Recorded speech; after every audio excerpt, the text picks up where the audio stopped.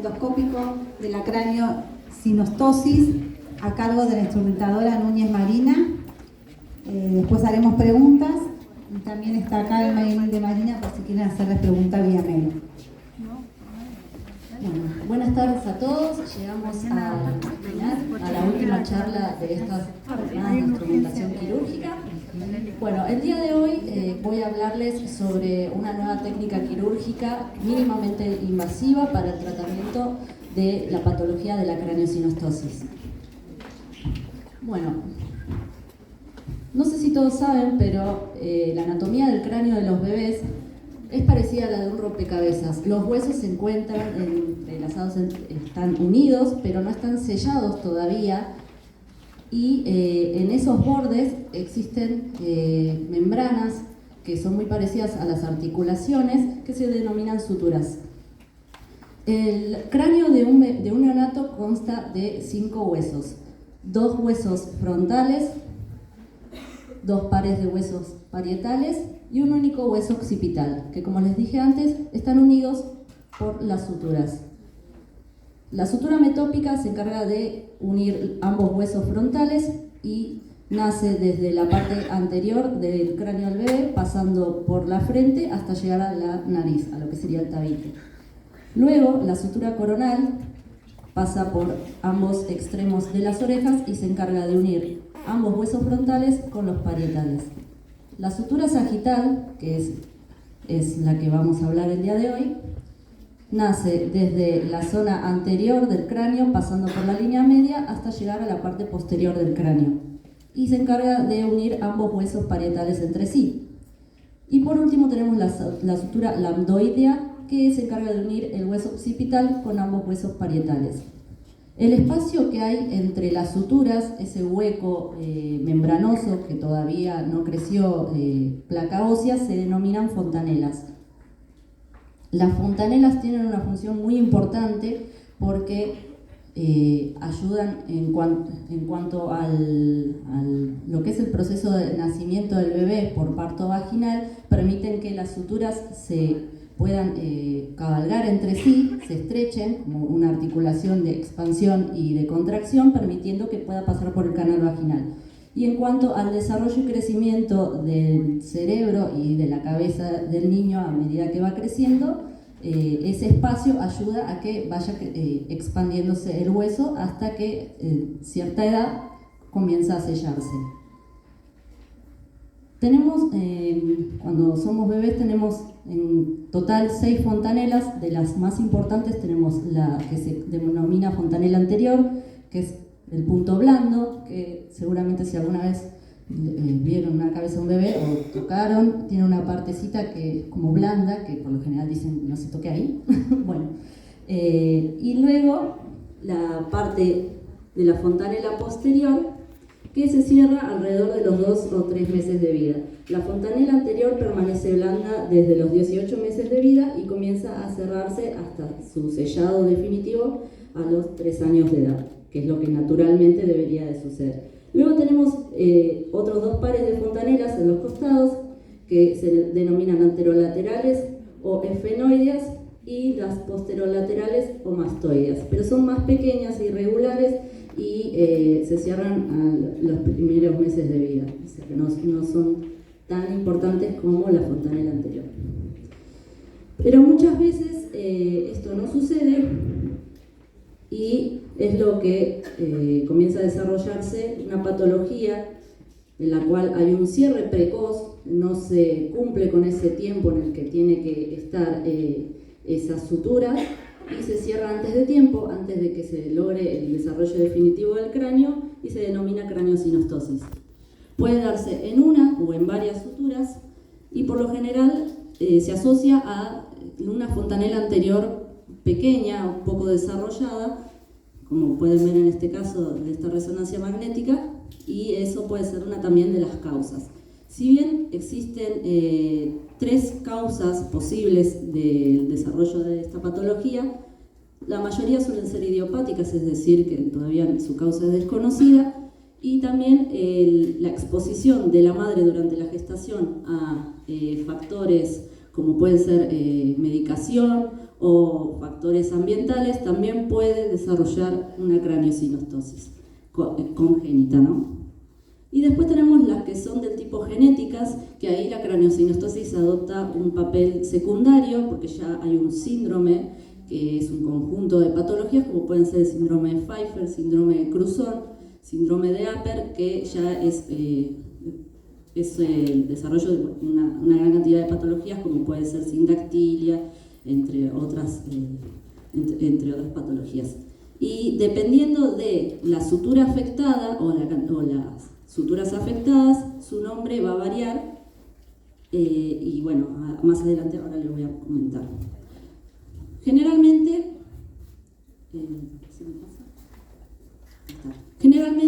el cráneo de un neonato, las suturas tienen que tener un espacio de alrededor de entre 3 y 10 milímetros, eso sería un neonato término. Cuando son neonatos prematuros, aumenta, ¿no?, el espacio entre las suturas y puede ser de 10 a 15 milímetros.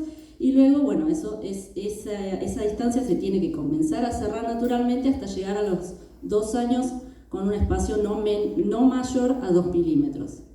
Y luego a los 3 años ya debería estar cerrado. En la imagen de acá a la izquierda podemos ver lo que sería un cráneo normal, que pueden notar, bueno, la fontanela anterior, y se pueden diferenciar las suturas. Y dependiendo de la sutura que se encuentra afectada, va a cambiar el nombre, las flechas nos van a indicar la sutura que es la que se cerró prematuramente. En el caso de la escafocefalia, que va a ser la patología que vamos a ver el día de hoy, la sutura afectada es la sagital, y acá como pueden ver no hay una diferenciación entre los huesos parietales, es de las más comunes. La plagiocefalia es cuando uno de los laterales de la sutura coronal se cierra, entonces como mecanismo compensador del crecimiento, el cráneo comienza a deformarse y va creciendo disparejo. En la trigonocefalia, la sutura metópica es la que se encuentra afectada y se cierra, dando como resultado una frente como hundida, y también puede producir exoftalmos, que es cuando los ojos parecen como saltones. Eso por lo general sucede en las craniosinostosis sindrómicas. La acrobraquicefalia es la unión de ambos laterales de la sutura coronal, y en este caso que ven acá, que parece como sacado de la película, pero no, es real, es la oxicefalia, que es cuando todas las suturas se cierran antes de tiempo. Entonces el cráneo se deforma en su totalidad y da este aspecto así como de un triángulo. Bueno, como les comenté antes, la escafocefalia, es decir, el cierre prematuro de la sutura sagital, es una de las craniosinostosis más comunes. Si bien la craniosinostosis se da de 1 entre 2.000 nacimientos, dentro de esas craniosinostosis la más común es este tipo, que se da en el 50% de los casos de los que acuden al hospital. Y da este aspecto de un cráneo estrecho, pero alargado. Y a pesar de lo que se puede ver en la imagen, es una de las craniosinostosis más leves, que no produce un daño cerebral, como sí puede ser la oxicefalia o un aumento de la presión intracraneal, pero su detección temprana hace que su corrección quirúrgica sea mejor, además de que prevenimos futuros problemas en el desarrollo de ese niño, aparte de todo lo que es lo estético.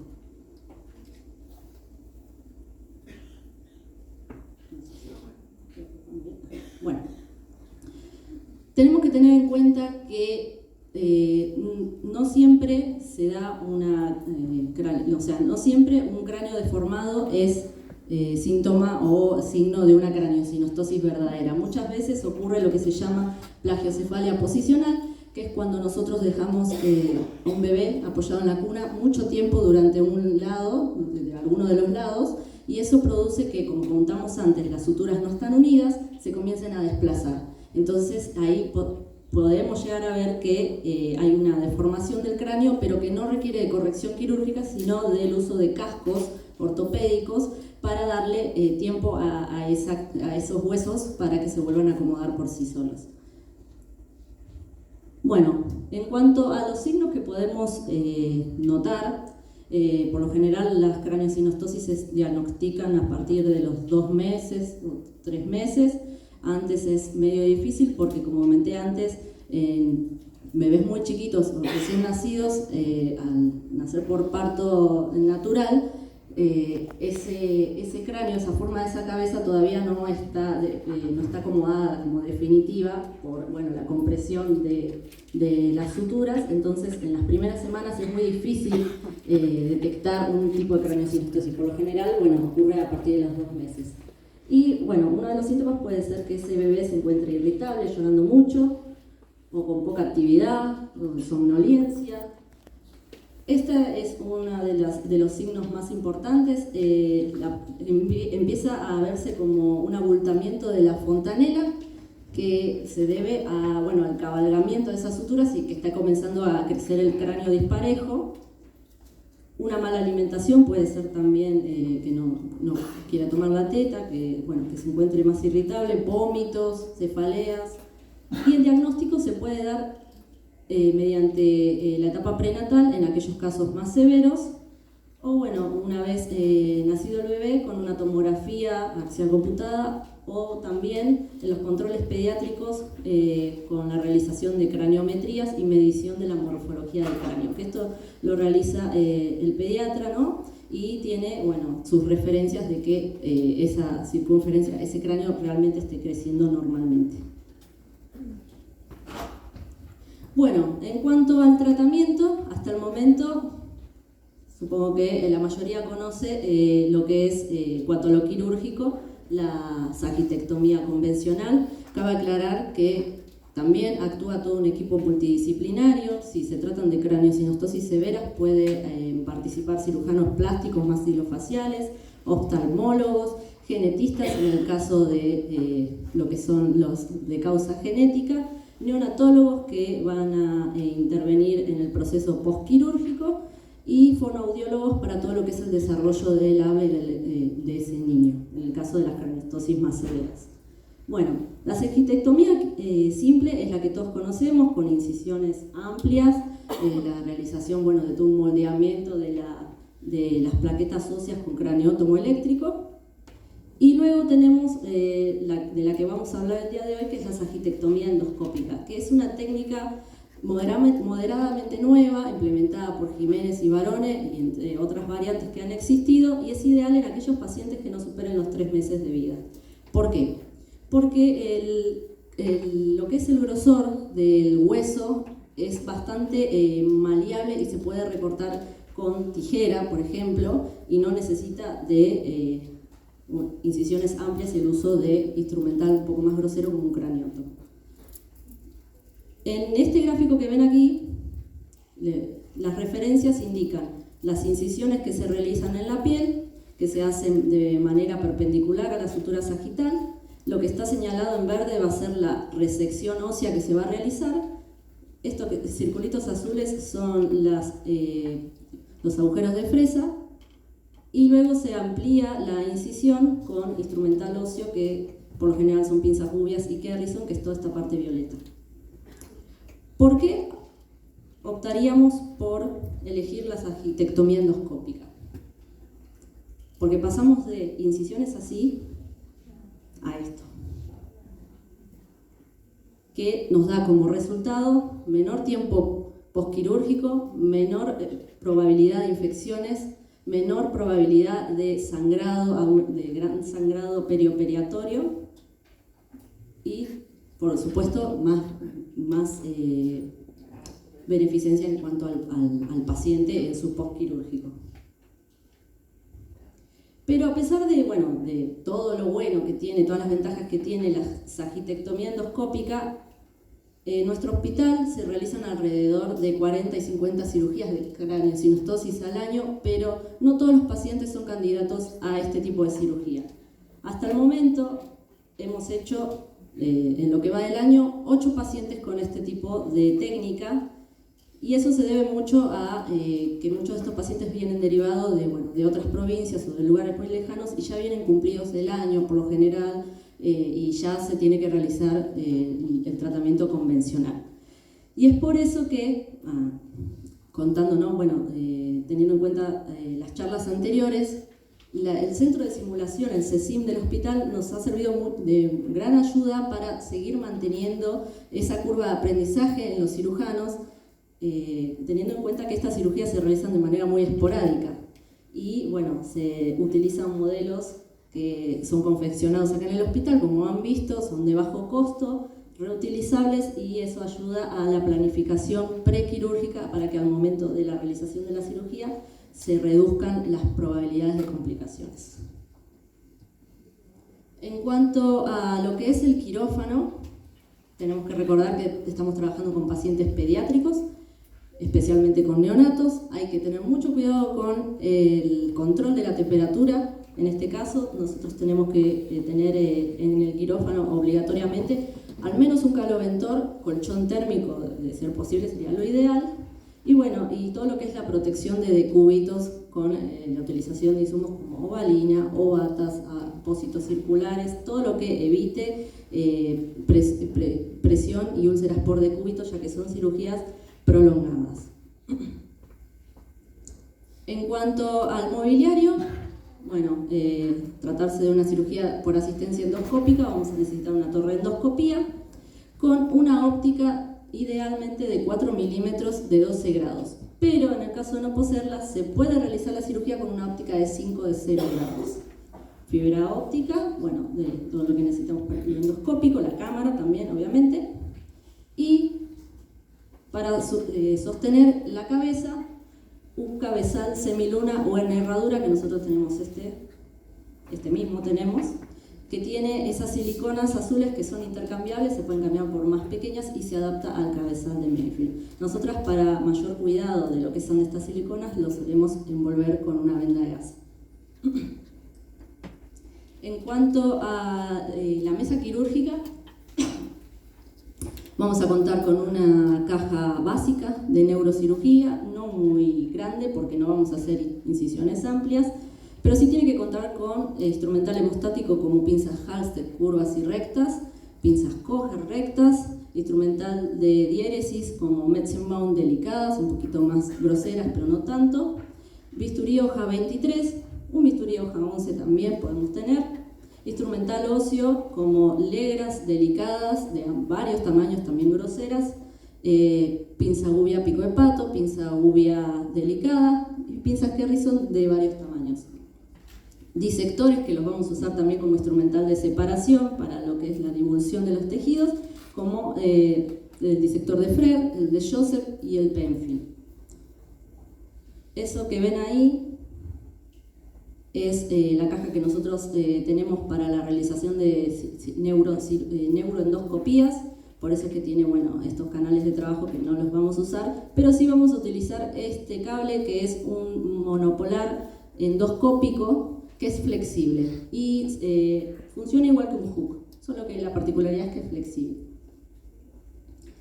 Muy importante para lo que es la parte de la suturectomía, el uso de tijeras largas, 20 centímetros, en este caso una tijera de Sims, y espátulas de Cushing de diferentes tamaños, y como instrumental de separación autoestático, una lira, o bien puede ser una Adson medianita de 14 centímetros, curvas y rectas.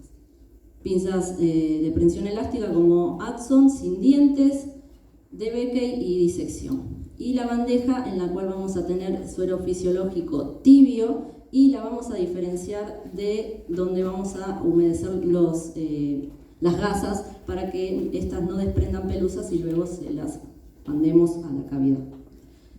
En cuanto, y muy importante también, bueno, para lo que es la trepanación, la craniotomía, un perforador con una fresa iniciadora de 14 milímetros. En cuanto a insumos específicos, esto es muy importante para lo que es el desarrollo de las disecciones subgaleal y epidural, un electrobisturí monopolar, pero de punta fina y larga, que nosotros poseemos en el hospital. También confeccionamos planchas de algodón y hacemos este campo de algodones. Vienen unas planchas más o menos rectangulares así, nosotros las cortamos de diferentes tamaños y los humedecemos en suelo fisiológico tibio, también controlamos la temperatura de los algodones Y esto lo puede utilizar el cirujano cuando está trabajando sobre el tejido dural. Luego también vamos a usar insumos hemostáticos como celulosa oxidada, común y fibrilar, que también lo vamos a recortar de la misma manera de los algodones. Y por último, para el relleno de la cavidad, luego de la suturectomía, un hemostático en jeringa. Aparte, vamos a tener en un carrito separado, en el momento previo a la colocación de campos, una mesa, un carrito accesorio con gasas y guantes estériles para todo lo que es la colocación del sondaje, que puede ser con una Foley de Safe French o un colector de orina para neonatos.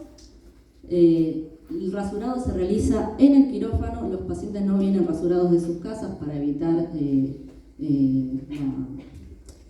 que se infecten. Y para todo lo que es la protección de decúbitos usamos apósito hidrocoloide. Bueno, las jeringas para el sondaje, la hoja de bisturí y las agujas las solemos utilizar para lo que es el marcado de la incisión quirúrgica. Y neurocirugía en este hospital realiza lavado de la cabeza con gasas y guantes estériles, con clorexidina jabonosa. Y luego también, luego de realizado ese lavado, aún con los guantes estériles, se infiltra la zona para control de la hemostasia, y bueno, también para el dolor, con bupivacaína con epinefrina, que el dosaje va a depender de la edad y el peso del paciente, y eso nos lo va a indicar el anestesiólogo. Bueno, vamos a lo que es la técnica quirúrgica. El paciente va a ir en decúbito dorsal, como les dije antes, acá está el control de la temperatura con el caloventor, y a su vez ayudamos con envolviendo ambos miembros, superior e inferior, con ovalina. Para lo que es la protección de decúbitos, para que no le marque y le lesione el corrugado, usan gasas o apósitos circulares, porque tengan en cuenta que después van a ir muchos campos sobre el paciente y eso pesa. Bueno, la cabeza va a estar lateralizada, un poco a la derecha para mayor comodidad del cirujano, sobre el cabezal en herradura, y acá, como ven, ya se hicieron las marcaciones. Se va a proceder a la colocación de campos. Nosotros en neurocirugía realizamos 4 embrocados con clorexidina alcohólica. Esperamos a que se seque y ponemos 4 campos chicos cardinales. Luego ponemos 2 campos laterales grandes, doblados a la mitad, un campo en U cefálico y 2 campos podálicos. Y un último campo que actúa de telón para aislar la mesa de anestesia del campo quirúrgico. Luego a todos esos campos le sumamos una bolsa para lo que es el desagote del suero fisiológico, que se va a recortar acorde al diámetro de la cabeza del paciente, y se va a fijar con un adhesivo de yodo povidona, que nosotros utilizamos la mitad, lo cortamos a la mitad.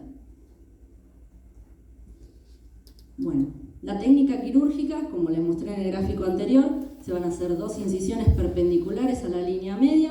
Primero se va a trabajar por la incisión anterior, es decir, la que está más cercana a la frente, y luego por la posterior. Se va a proceder a lo que es la disección primero macroscópica con electrobisturí monopolar, y luego mediante visión endoscópica, por eso es importante ya tener fundado todo lo que necesitamos para la endoscopía, con el monopolar ya habiéndole intercambiado la punta por la punta fina y larga. Siempre se debe respetar, no lesionar el periósteo, y que el ancho de la disección subgaleal no supere al de la piel.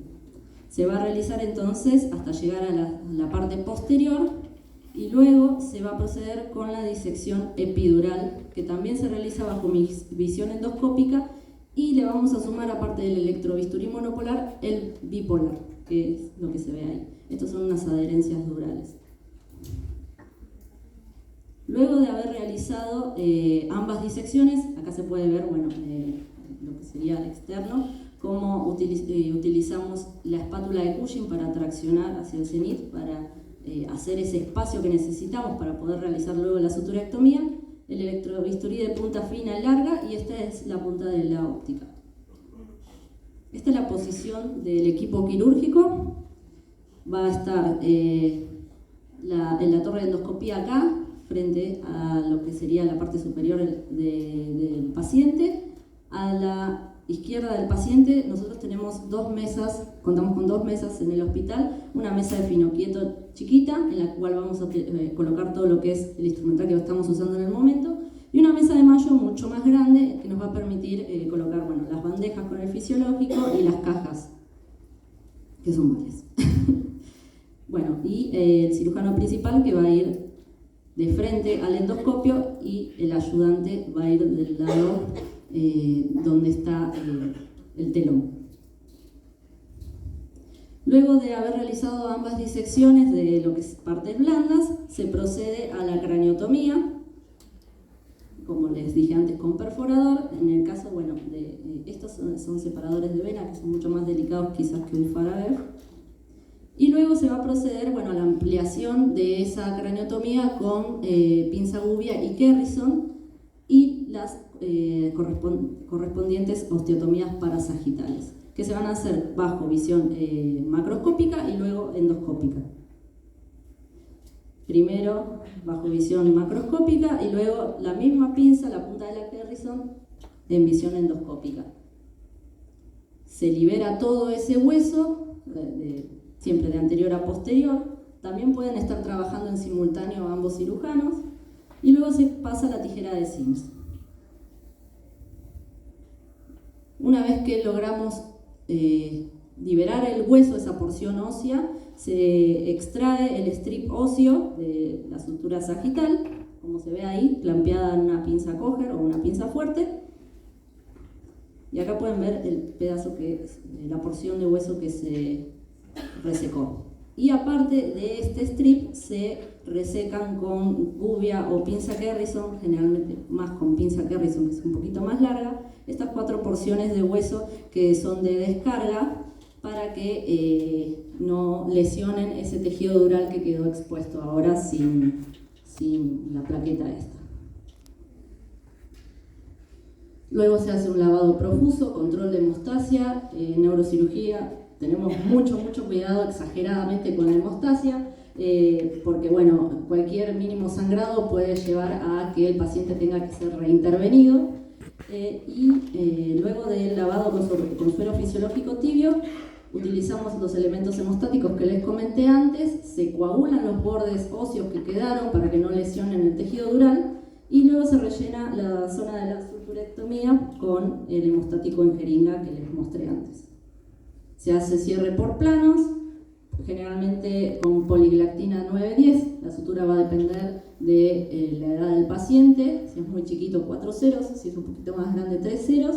Y el cierre de la piel se hace con sutura intradérmica monofilamento absorbible, que también va a depender de la edad del paciente, 3 ceros o 4 ceros. Esta es una imagen luego del posicionamiento del paciente antes de la incisión. Y ahora les voy a mostrar el mismo paciente luego de retirar los campos. Ya se puede ver una diferencia. La curación es una cura plana que se puede reforzar con un vendaje para mayor cuidado. Y este es el mismo paciente en el control 15 días después. Como pueden ver, ya lo que es la incisión anterior ya desapareció, ya ni se ve. Lo único que queda es la incisión posterior, pero la cabeza volvió a tomar su simetría. Llegando al fin, más o menos, casi al fin, lo que... No sé, no es el video, es el que viene. Lo que quiero recalcar, así como recalcamos en la mayoría de las charlas, es la importancia de contar con un centro de simulación que no tiene que poseer demasiada tecnología tampoco. La idea de realizar prácticas de simulación quirúrgica ayuda a reducir esos tiempos de la curva de aprendizaje, tanto de los cirujanos como nuestra. No estamos exentos de esa curva de aprendizaje. Nosotros también tenemos que asistir y recrear esas cirugías mediante estas simulaciones con los cirujanos, y nos va a ayudar a entender por qué se hace esa técnica quirúrgica, también entender la patología, nos ayuda a ser más dinámicos a la hora de realizarse estas cirugías luego en vivo y poder anticiparnos, como es debido, a todo lo que se va a requerir. Bueno, acá, este sí es el video. Este es el video de lo que les mostré anteriormente, que eran imágenes de lo que es la parte de la disección endoscópica. Solo está la parte endoscópica. Después todo lo que es cierre por planos y eso no está. Otra cosa que quiero aclarar, que las disecciones subcaliar y epidural no solo se hacen con electrobisturí, también se divulsiona con tijera de Metzemann y también se puede utilizar bipolar. Es muy importante en estas cirugías contar con una muy buena aspiración. Primero porque el humo molesta todo el tiempo, de manera que no se puede visibilizar bien. Y segundo porque al mínimo sangrado también dejamos de ver. Entonces, contar con una muy buena aspiración nos va a ayudar a que la cirugía sea mucho más dinámica y evitar esas complicaciones.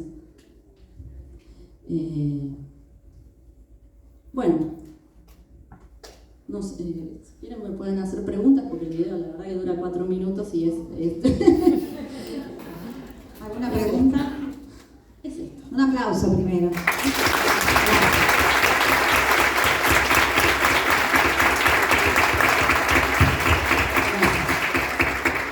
¿Sí? ¿Alguien tiene alguna pregunta? De paso vemos cómo trabaja. ¿En el aula alguna pregunta? Sí, ¿nos escuchan? Sí, se escucha. Nos preguntan si tiene alguna contraindicación este procedimiento.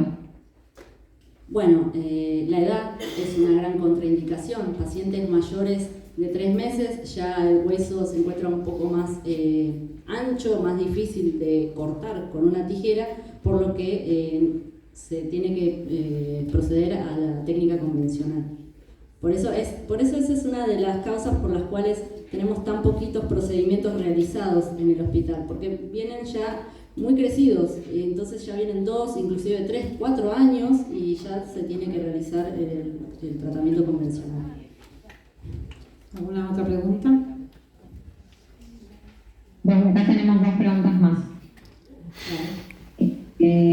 Nos preguntan desde cuándo se empezó a hacer este procedimiento en el hospital.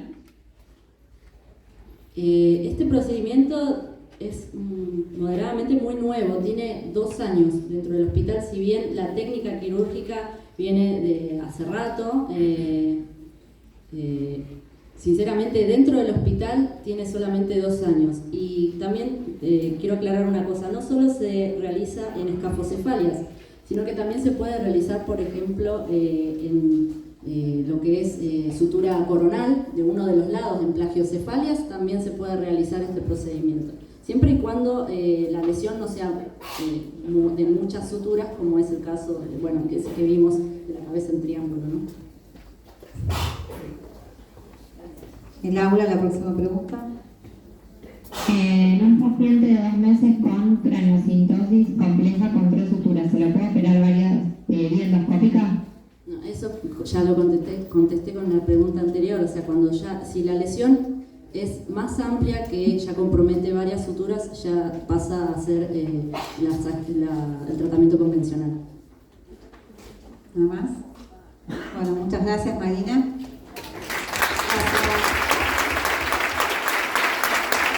Ahora, a continuación, para dar un cierre a nuestras jornadas, nos van a dirigir la palabra la licenciada Picayo y la licenciada Salier.